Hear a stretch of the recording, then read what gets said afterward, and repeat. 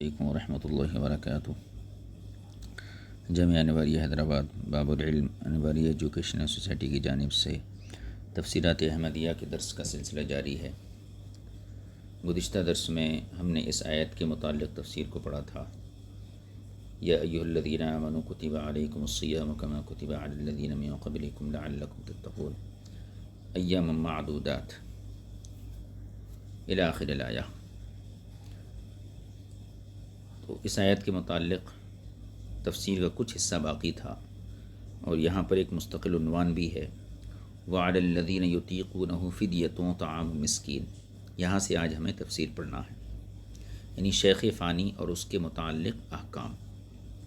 شیخ فانی کے بارے میں اللہ رب العزت نے یہ ارشاد فرمایا، وعلی الذین یطیقونہ فدیۃ طعام مسکین۔ اس آیت مبارکہ میں دو احتمال ہیں، یعنی اس کے دو معنی ہو سکتے ہیں۔ ایک احتمال تو یہ ہے کہ اس کو عطف کیا جائے،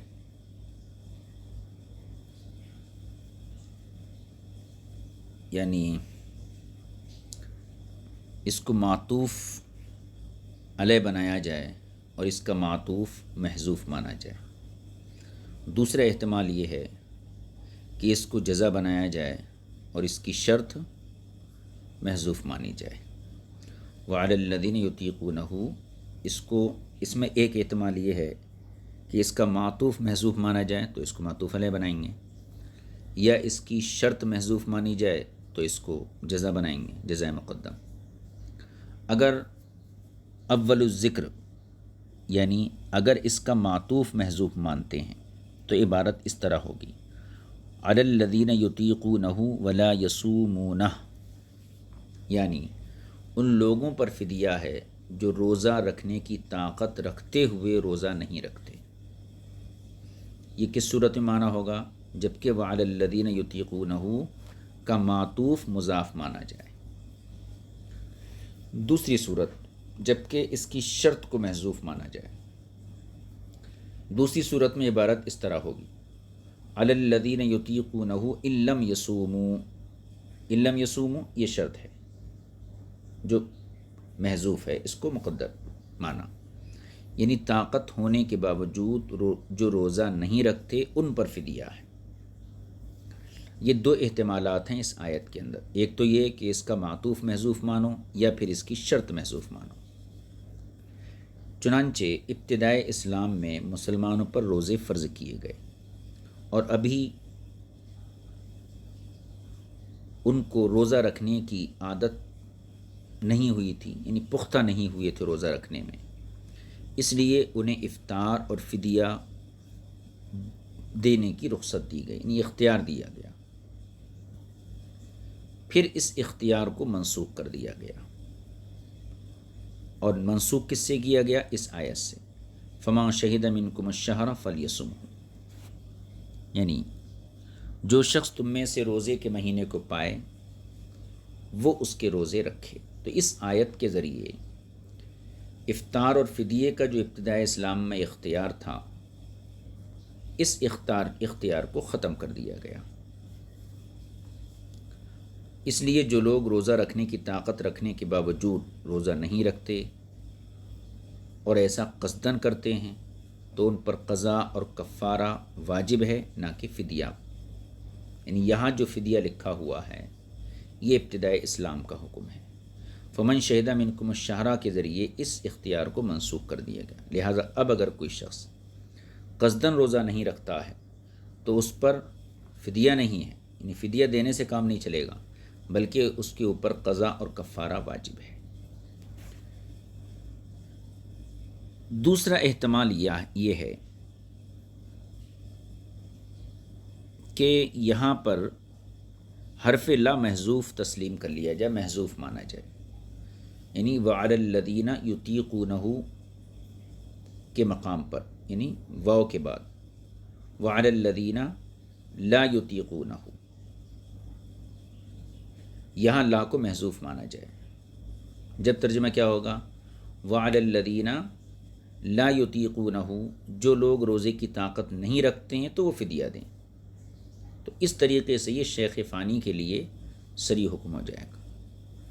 صاحب کتاب فرماتے ہیں کہ یہ طریقہ یعنی لا کو محذوف ماننے کا طریقہ بہت سے فصحائے عرب کے یہاں مستعمل ہے، جو عربی داں ہیں اور جن کے اشعار کو بطور صنعت پیش کیا جاتا ہے کسی لفظ کے استعمال کے ثبوت میں یا کسی لفظ کے فصیح و بلیغ کلمے کے فصیح و بلیغ ہونے کی لحاظ سے، تو ان فصحاء کے یہاں بھی ایسا استعمال ہے، بلکہ خود قرآن کریم میں بھی اس کی مثال موجود ہے، جیسے اللہ تعالیٰ فرماتا ہے یبین اللہ لکم ان تضلوا، یعنی اللہ تمہارے لیے کھول کر بیان کرتا ہے تاکہ تم گمراہ نہ ہو جاؤ۔ تو ان تضلوا یہاں پر لا محذوف ہے، اللہ تضلوا، تو ایسے مقام پر لا کو محذوف تسلیم کر لینا یہ اہل عرب کے فصحاء کے پاس بھی مستعمل ہے اور خود قرآن کریم میں بھی اس کی ایک مثال ملتی ہے۔ اب اس احتمال کے مطابق آیت کا معنی کیا ہوگا؟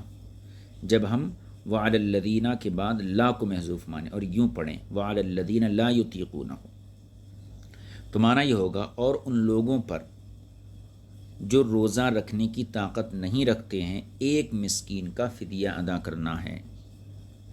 امام حفص علیہ الرحمہ نے اس آیت کو لا یطیقونہ پڑھا ہے۔ اس طرح یہ آیت شیخ فانی کے بارے میں شیخ فانی کا حکم بیان کرے گی، ٹھیک ہے۔ اور امام شافعی رضی اللہ تعالیٰ عنہ کے نزدیک حاملہ اور دودھ پلانے والی کے لیے بھی یہ آیت ہے، چونکہ حاملہ کو اپنے بچے کی زندگی کا مسئلہ ہوتا ہے، دودھ پلانے والی کو اس بچے کا مسئلہ ہوتا ہے، تو ان کے یہاں حاملہ اور مرضعہ دونوں کے لیے یہ آیت دلیل بن جائے گی کہ وہ دونوں بھی جو ہے افطار کر سکتی ہیں اور روزوں کے بدلے فدیہ دے دیں۔ یہ امام شافعی کا مذہب ہے۔ صاحب مدارک اور امام زاہد رحمۃ اللہ کے علاوہ بہت سے اہل فقہ اور اہل اصول فقہ نے اس احتمال کی تصریح کی۔ کون سے احتمال کی؟ کہ لا کو مقدر مان لیا جائے۔ البتہ صاحب کشاف علامہ زمخشری اور بیضاوی نے حرف لا کے پوشیدہ ہونے کی بات سرے سے نہیں کی ہے، یعنی ان دونوں حضرات نے لا کو مقدر ماننے کا تذکرہ ہی نہیں کیا ہے۔ ہو سکتا ہے ان کے نزدیک یہ احتمال ضعیف ہو، یعنی لا کو مقدر ماننا ان کے یہاں ضعیف ہو، اس لیے انہوں نے اس کا تذکرہ نہیں کیا ہے۔ اور یہ بھی ہو سکتا ہے کہ ان دونوں حضرات نے اس لفظ کو یعنی یطیقونہ اس کی دوسری قرأت کا ذکر کیا ہو، یعنی لا کو مقدر نہیں مانا تو یطیقونہ جو لفظ آیا ہے اس کی کچھ اور قرأتیں بھی ہیں، ان قرأتوں کو سامنے رکھا ہو جن سے طاقت نہ ہونے کا مفہوم لا کو محذوف مانے بغیر نکل سکتا تھا۔ یعنی مطلب یہ ہے کہ ابھی ہم نے صاحب مدارک کے حوالے سے جو ذکر کیا، یہ ذکر کیا کہ وعلی الذین یطیقونہ میں یطیقونہ سے پہلے لا محذوف ہے، لا مقدر مانا گیا ہے، اور مطلب یہ ہوگا کہ جو لوگ روزہ رکھنے کی طاقت نہیں رکھتے ہیں وہ ایک مسکین کا فدیہ دیں ایک روزے کے بدلے۔ تو یہ لا کو مقدر اس لیے مانا گیا تاکہ اس جملے کے اندر طاقت نہ ہونے کا مفہوم حاصل کر لیا جائے اس جملے سے۔ لیکن دوسرے جو صاحب کشاف ہیں، بیضاوی ہیں، انہوں نے لا کو مقدر تو نہیں مانا، لیکن کچھ ایسی قرأتیں ہیں جن سے طاقت نہ ہونے کا مفہوم اخذ کیا جا سکتا ہے، اور ان قرأتوں سے یہی مفہوم سامنے نکل کر آتا ہے۔ تو اس صورت میں چونکہ لا کو محذوف مانے بغیر یہ کام چل سکتا ہے، لہٰذا اس لیے انہوں نے لا کا تذکرہ نہیں کیا۔ صاحب کتاب کی بات دیکھیے۔ اور یہ بھی ہو سکتا ہے کہ ان دونوں حضرات نے، کس نے؟ کشاف اور بیضاوی نے، اس لفظ یعنی یطیقونہ کی دیگر قرأت کا ذکر کیا جن سے طاقت نہ ہونے کا مفہوم لا کو محذوف مانے بغیر نکل سکتا تھا، مثلا یطوقونہ، यततय्यक़ूनहु व युतीक़ूनहु, ये तमाम अफ़आल हैं जिनमें तकल्लुफ़ तकलीफ़ के मानी निकलते हैं, यानी रोज़ा रखने में उन्हें बड़ी मशक्क़त उठाना पड़ती हो और रोज़ा उन्हें तकलीफ़ देता हो तो वो फ़िदिया दे दें। तो इससे भी जो है ताकत ना होने का मफ़हूम निकलता है। आम आदमी की तरह रोज़ा उनके लिए आसान नहीं होता है। उन लोगों में शेख़ फ़ानी, बूढ़ी औरतें दाखिल हैं। क़िरत मशहूरा की भी एक तावील की गई है, यानी वो रोज़ा रखते हैं लेकिन पूरी मेहनत व मशक्क़त से किनारे लगते हैं। इमाम शमसुल अइम्मा रहमतुल्लाह अलैहि से मरवी है कि अल्लाह ताला का ये कौल युतीक़ूनहु, ये इताक़त बाब इफ़ाल से है, यानी युतीक़ूनहु जो ये फ़ेल है, युतीक़ूनहु ये इताक़त से आया है, बाब इफ़ाल से। तो इताक़त जो है ये बाब इफ़ाल से है। इसका माज़ी आता है अताक़ा और उसमें हमज़ा नफ़ी के लिए है। नफ़ी का मतलब नहीं, तो इताक़त से हमज़े को निकालिए तो ताकत बनता है, और उस हमज़े को नफ़ी के माना में लीजिए तो क्या है, ताकत नहीं होने का माना निकलता है। तो शमसुल अइम्मा ने कहा है कि युतीक़ूनहु ये इताक़त यानी बाब फ़ाल से है और उसका माज़ी अताक़ा है, और उसमें जो हमज़ा है ये नफ़ी के लिए है, यानी वो लोग जिनकी ताकत ज़ायल हो गई है और जवाब दे गई है। जैसा कि लफ्ज़ अशका, इसका माना है कि उसकी शिकायत दूर हो गई। इस सूरत में हरफ़ ला को महज़ूफ़ मानने की ज़रूरत नहीं पड़ेगी।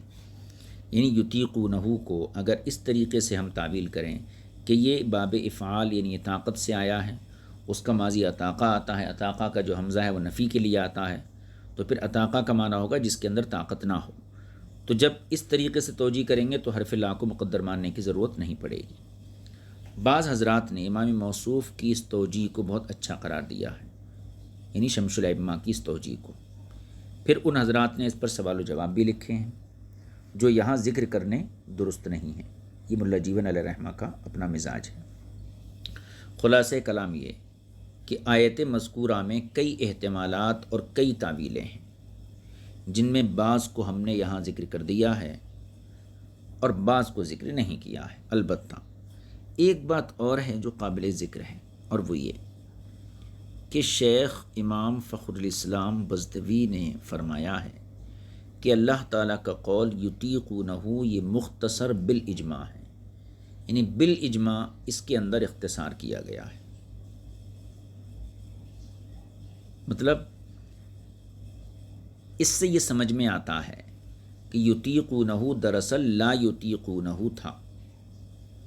हरफ़ ला को हज़फ करके गोया इस कलमे को मुख्तसर कर दिया गया, छोटा कर दिया गया है, और इस इख्तिसार पर इजमा है। अब फिर सुनिए, इमाम फ़खरुल इस्लाम का कौल ये है कि युतीक़ूनहु जो अल्लाह ताला का कौल है ये मुख्तसर है ला युतीक़ूनहु से, और इसके इख्तिसार पर इजमा है।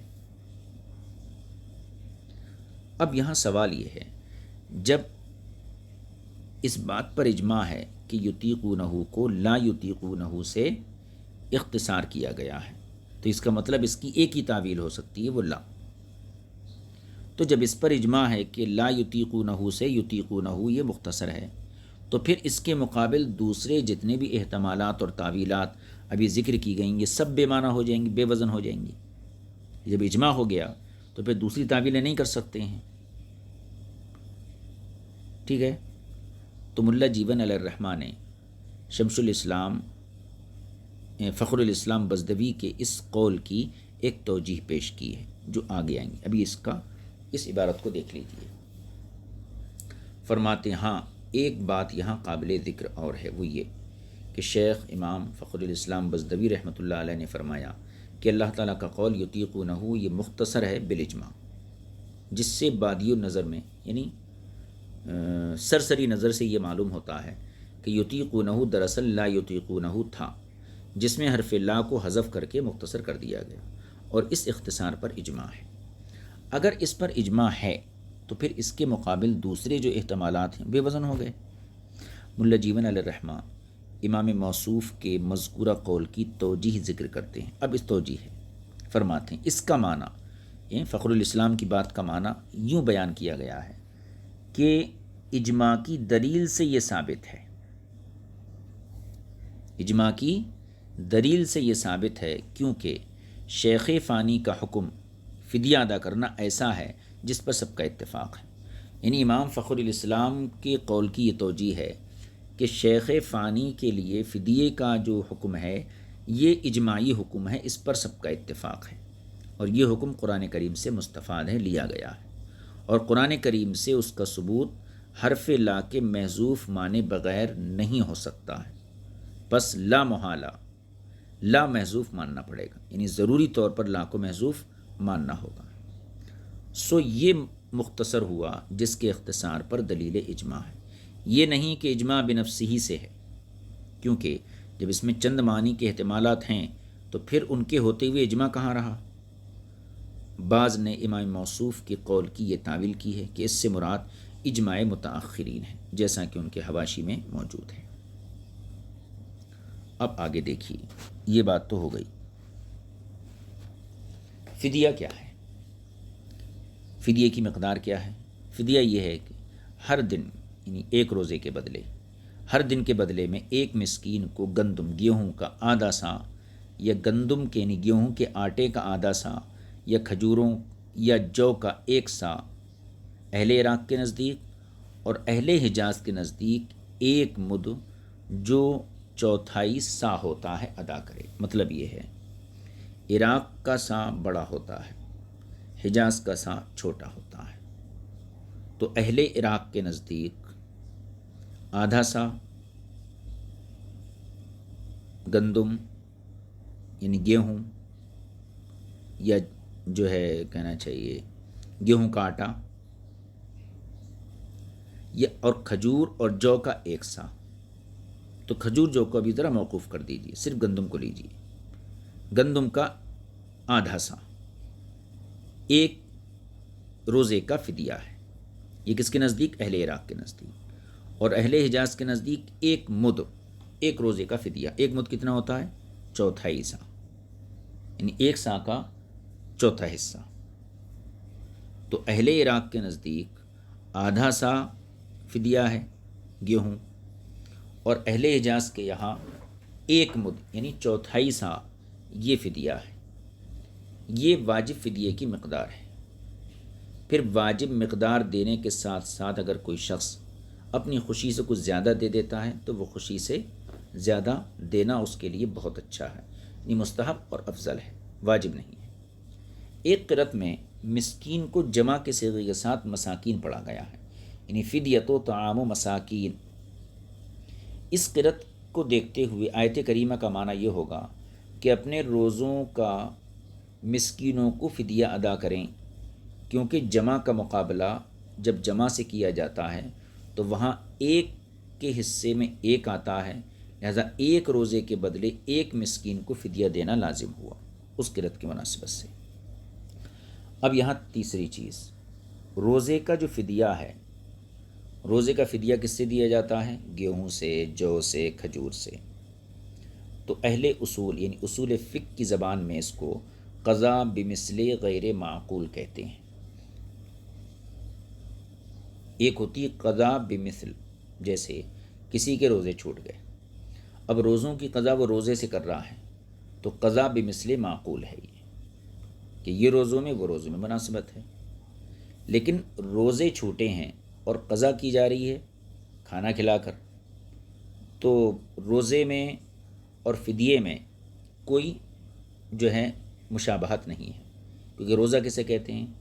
اکل و شرب و جماع سے رک جانا، اور فدیہ جو دیا جاتا ہے اس میں بھوکوں کو کھانا کھلایا جاتا ہے، تو کھانا کھلانے میں اور بھوکے رہنے میں کوئی مناسبت نہیں ہے۔ اس لیے روزے کا اگر فدیہ دیا جاتا ہے تو یہ اصول فقہ کی زبان میں قضا بمثل غیر معقول اس کو کہا جاتا ہے، کیونکہ روزہ اور فدیے میں عقلاً کوئی مماثلت یعنی کوئی مشابہت نہیں ہے۔ روزے میں بھوک پیاس اور جمع سے رکنا ہے، اور اس کے بدلے میں جو بطور قضا دیا جا رہا ہے وہ غریب اور مسکین کو کھلانا ہے۔ بھوکا رہنے کی مثل کھانا کھلانا نہیں بن سکتا، اس لیے یہ مثل غیر معقول ہے۔ لیکن نص قرآنی سے یہ ثابت ہے، اس لیے خلاف قیاس ہونے کے باوجود اسے تسلیم کرنا پڑے گا۔ یعنی ہونا تو یہ چاہیے تھا کہ روزہ اگر چھوٹ گیا تو روزے کی قضا ایسی چیز کے ذریعے ادا کی جاتی ہے جو روزے جس کے اندر بھوک کا تصور ہوتا، لیکن یہاں تو بالکل برخلاف ہے۔ لیکن چونکہ یہ نص قرآنی سے ثابت ہے، لہذا خلاف قیاس ہونے کے باوجود اسی کو تسلیم کیا جائے گا۔ اب اس پر ایک اعتراض کیا جا سکتا ہے۔ اعتراض یہ ہے، اگر یہ اعتراض کیا جائے کہ جب یہ فدیہ خلاف قیاس ہے، یعنی روزے کا جو فدیہ دیا جاتا ہے، گیہوں وغیرہ دیے جاتے ہیں، کھانا کھلایا جاتا ہے ایک مسکین کو، تو یہ خلاف قیاس ہے، تو پھر جو چیز خلاف قیاس ہوتی ہے اسے وہیں تک رکھا جانا چاہیے تھا جہاں تک شریعت نے اجازت دی۔ تو شریعت کہاں تک اجازت دی؟ صرف روزوں کے معاملے میں اجازت دی ہے، اس پر کسی دوسرے کو قیاس نہیں کرنا چاہیے۔ یہ قاعدہ بھی ہے کہ جو چیز خلاف قیاس نص سے ثابت ہو اس کو بقدر ضرورت رکھا جائے گا، اس کے اوپر دوسری چیز کو قیاس نہیں کیا جائے گا۔ یہ اصل ہے، اور یہ اصل احناف کے پاس بھی ہے۔ تو صاحب کتاب کہتے ہیں جب اصل یہ ہے تو پھر تم یعنی احناف نماز کے بارے میں فدیہ واجب کیوں کرتے ہو جبکہ اس کے بارے میں کوئی نص موجود نہیں ہے؟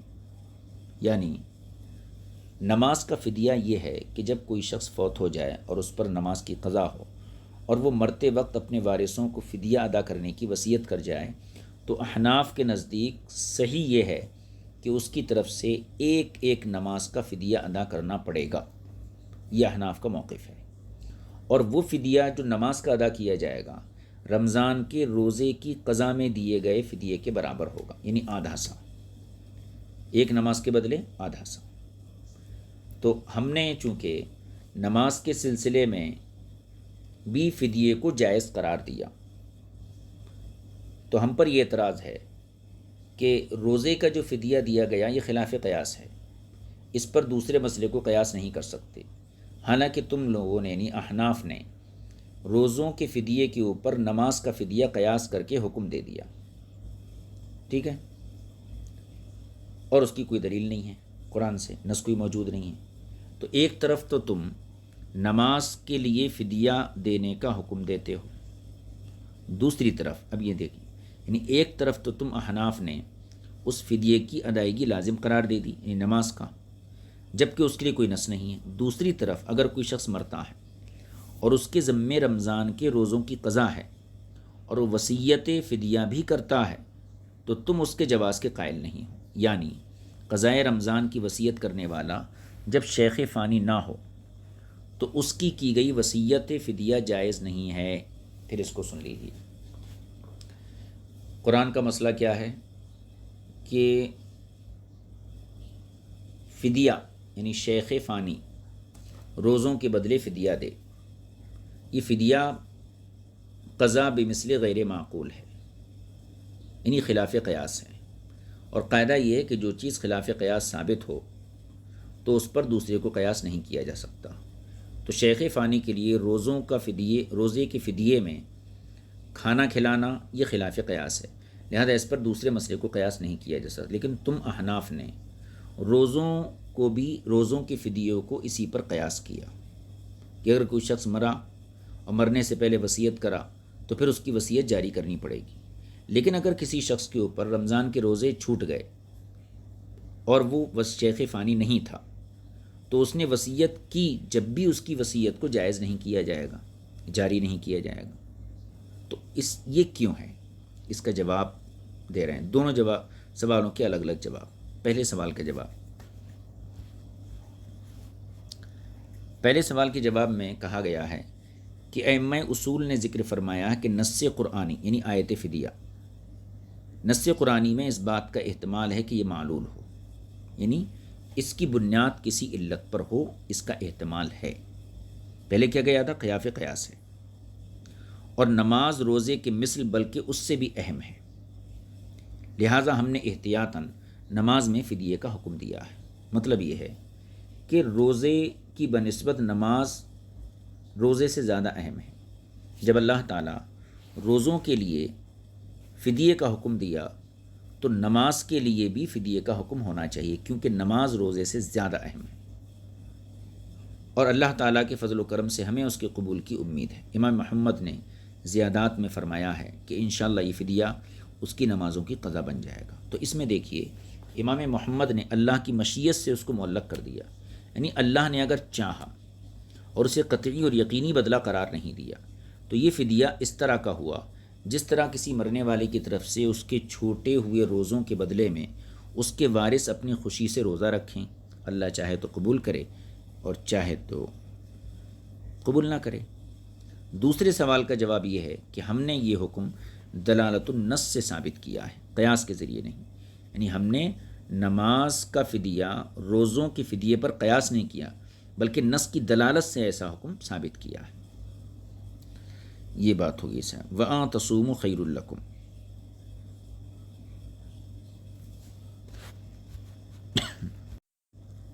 آگے دیکھیے وَأَن تَصُومُوا خَيْرٌ لَكُمْ، اور تمہارے لیے روزہ رکھنا یہ بہتر ہے۔ یہ الفاظ سے خطاب ان لوگوں کو کیا جا رہا ہے جو روزہ رکھنے کی طاقت رکھتے ہیں، لیکن یہ پہلے مفہوم کے مطابق ہوگا۔ مطلب یہ ہے کہ اللہ تعالیٰ فرماتا ہے کہ اے وہ لوگو جو روزہ رکھنے کی طاقت رکھتے ہو، تمہارا روزہ رکھنا فدیہ دینے سے تمہارے حق میں بہتر ہے، اور فدیہ واجبہ سے یعنی جتنا فدیہ واجب ہوتا ہے کچھ زائد اپنی خوشی سے دیں، اپنی خوشی سے دینے سے بھی بہتر ہے۔ اگر یہ مفہوم ہو تو پھر فمن شہد منکم الشہر فلیصمہ سے یہ منسوخ ہو جائے گا، جیسا کہ تفسیر زاہدی کے حوالے سے بیان ہو چکا ہے۔ یا پھر اس سے خطاب ان لوگوں کو ہے جو روزہ رکھنے سے عاجز ہے، یعنی شیخ فانی، یعنی ان سے کہا گیا ہے کہ تمہارا روزہ رکھنا بہتر ہے۔ یا پھر ہر وہ شخص اس کا مخاطب ہے جسے روزہ نہ رکھنے کی رخصت ہے۔ گویا اللہ تعالیٰ فرما رہا ہے کہ اے بیمارو، اے مسافرو، اے شیوخ فانیہ، اے شیخ فانی، تمہارا روزہ رکھنا تمہارے لیے بہتر ہے۔ اگر تم روزہ رکھنے کی فضیلت اور ثواب جانتے ہو، اس وقت یہ آیت اس بات پر صریح دلیل ہوگی کہ مسافر اور مریض کے حق میں عزیمت روزہ رکھنا ہے اور افطار رخصت ہے، اور عزیمت پر عمل کرنا رخصت پر عمل کرنے سے بہتر ہوتا ہے۔ حالت سفر میں مسافر کے لیے رخصت کیا ہے؟ وہ افطار کر سکتا ہے، بعد میں منزل پر پہنچ کر قضا کر لے، لیکن عزیمت کیا ہے؟ رخصت کو چھوڑ دینا اور روزہ رکھنا۔ تو فرمایا گیا کہ مسافر اور مریض کے حق میں روزہ رکھنا یعنی عزیمت پر عمل کرنا، اور افطار یعنی رخصت دونوں چیزیں ہیں، لیکن عزیمت پر عمل کرنا یہ رخصت سے بہتر ہوتا ہے۔ بس یہ آیت کریمہ امام شافعی پر حجت بنے گی، کیونکہ ان کا مذہب یہ ہے کہ یہ رخصت اس باب میں مریض اور مسافر کے روزہ نہ رکھنے کی رخصت میں متعین ہے، کیونکہ یہ رخصت رخصت اسقاط ہے۔ اس کی مزید تفصیل اور وضاحت جو ہے انشاءاللہ آگے آئے گی، اور وہیں پر اس کی مکمل وضاحت کی جائے گی۔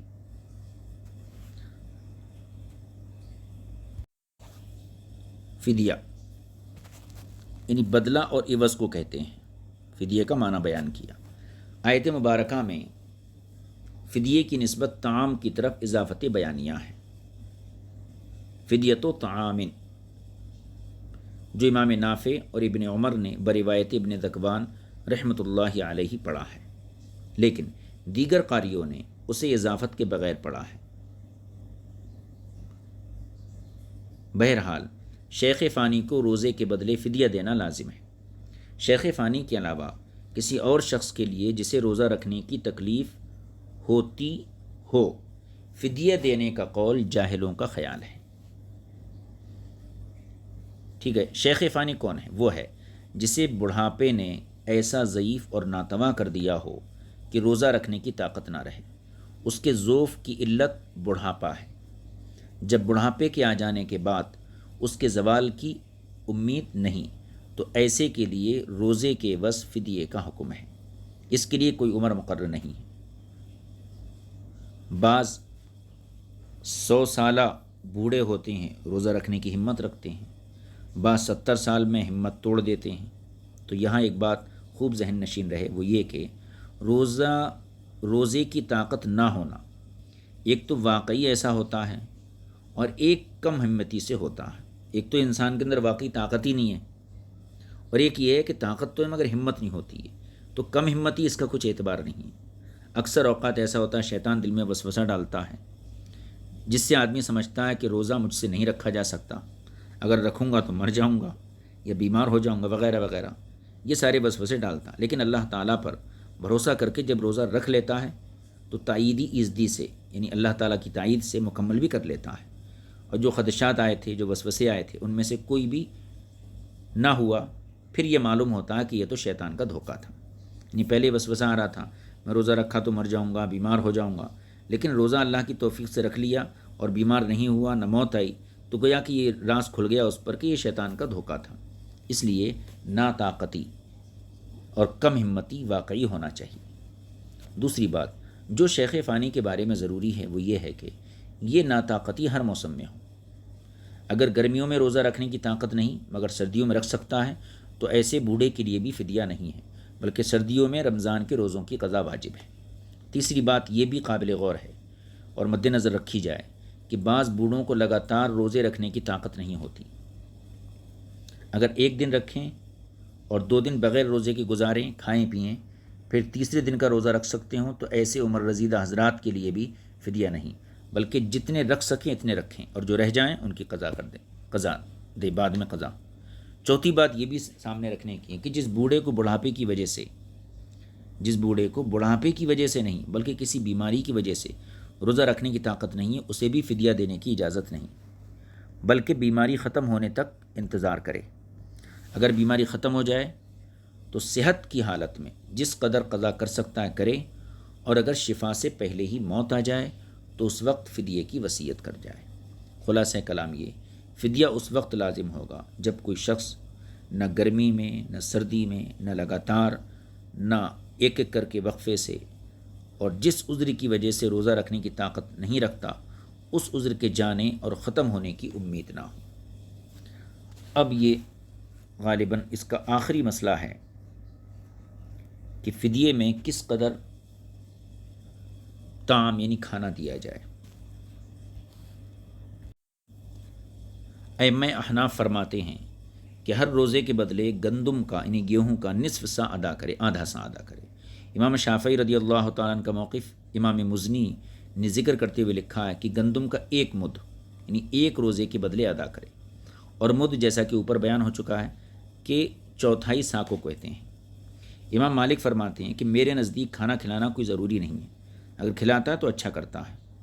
1 سا کا وزن 217 تولے اور نصف سا کا وزن اور نصف 135 تولے کا ہوتا ہے۔ 1 سا کا وزن 270 تولے اور نصف سا کا وزن 135 تولے کا ہوتا ہے۔ یہ 1 سا تقریباً 3 کلو اور نصف سا 1.5 کلو کے قریب ہوتا ہے۔ اسی طرح 1 مد جو سا کا چوتھائی حصہ ہے یہ 75 گرام کا ہوا، جو امام شافعی کے نزدیک 1 روزے کا فدیہ ہے۔ ٹھیک ہے، ہماری دلیل وہ حدیث ہے جسے حضرت عبداللہ بن عمر رضی اللہ تعالی عنہما نے حضور اکرم صلی اللہ علیہ وسلم سے روایت کی۔ آپ نے ارشاد فرمایا من مات وعلیہ رمضان فلم یقضہ فلیطعم عنہ مکان کل یوم نصف صاع لمسکین۔ تو آدھا سا اس کی دلیل یہ حدیث پاک ہے، یعنی جو شخص فوت ہو جائے اور اس کے ذمے رمضان کے روزے ہوں جنہیں وہ قضا نہ کر سکا تو اسے اس کے ہر روزے کی جگہ آدھا سا کسی مسکین کو کھانے کے لیے دیا جائے۔ یہ حدیث پاک رمضان شریف میں کسی عذر سے روزہ نہ رکھنے والے کے بارے میں ہے، جب وہ مر جائے تو فدیہ دیا جائے، اور شیخ فانی بھی اسی حکم کا ایک فرد ہے گویا کہ۔ دوسرا، اس آیت میں مقدار فدیہ بیان ہوئی ہے، فدیے کی مقدار، تو معلوم ہوا کہ شیخ فانی کے بارے میں قرآن کریم میں جس فدیے کا ذکر کیا گیا اس کی مقدار بھی یہی ہے۔ اسی طرح حضرت عبداللہ بن عباس، قیس بن صائب، حضرت عائشہ، ابو ہریرہ، سعید بن مسیب رضی اللہ تعالیٰ عنہ، ان تمام سے بھی شیخ فانی کے بارے میں مروی ہے کیا ان یطعمہ عن کل یوم نصف صاع من بر، یعنی شیخ فانی کے ہر روزے کے بدلے गेहूँ का आधा सा مسکین کو دیا جائے۔ تو یہ دو گویا کہ ہماری دلیلیں تھیں آدھے سا کی۔ امام شافعی کی مذہب کی دلیل حضرت عبداللہ بن عمر اور تابعین کرام کی ایک جماعت کی روایت ہے جس میں ان کلی یومن مدن آیا ہے، یعنی ہر دن کے بدلے ایک مد۔ لیکن احناف کی دلیل حضور اکرم صلی اللہ علیہ وسلم سے مروی ہے، اور امام موصوف حضرت ابن عمر رضی اللہ تعالیٰ کا قول اور اثر نقل کرتے ہیں۔ مطلب یہ ہے کہ ہم نے جو فدیے کی مقدار متعین کی کھانا کھلانے کے سلسلے میں وہ آدھا سا، اور اس چیز کا ثبوت حضور کی مرفوع حدیث سے ہے۔ اور امام شافعی نے جو ایک مد یعنی کہنا چاہیے چوتھائی سا جو مقرر کی، اس کا ثبوت جو ہے عبداللہ بن عمر رضی اللہ تعالیٰ عنہ اور تابعین کی ایک جماعت سے ہے، اور یہ حضرت عبداللہ بن عمر کا قول ہے۔ تو گویا کہ ان کے مذہب کی تائید ابن عمر کے قول سے ہوتی ہے، اور ہمارے مذہب کی تائید براہ راست حدیث مرفوع سے ہوتی ہے، اور ظاہر سی بات ہے حدیث مرفوع کا مقام اثر صحابی سے بلند ہوتا ہے۔ واللہ اعلم بالصواب۔ اس آیت کریمہ کی یہ تفسیر مکمل ہوگی۔ آئندہ جو ہے ہم مسئلہ یہ شہر رمضان الذی انزل فیہ القرآن ھدی للناس وبینات من الھدی والفرقان فمن شہد منکم الشہر فلیصم الی آخر الآیہ، اس آیت کی تفسیر کو انشاءاللہ تعالی آئندہ درس میں پڑھیں گے۔ وصلی اللہ علی نبی الکریم وآلہ وصحبہ اجمعین والحمد للہ رب العالمین۔ السلام علیکم ورحمۃ اللہ وبرکاتہ۔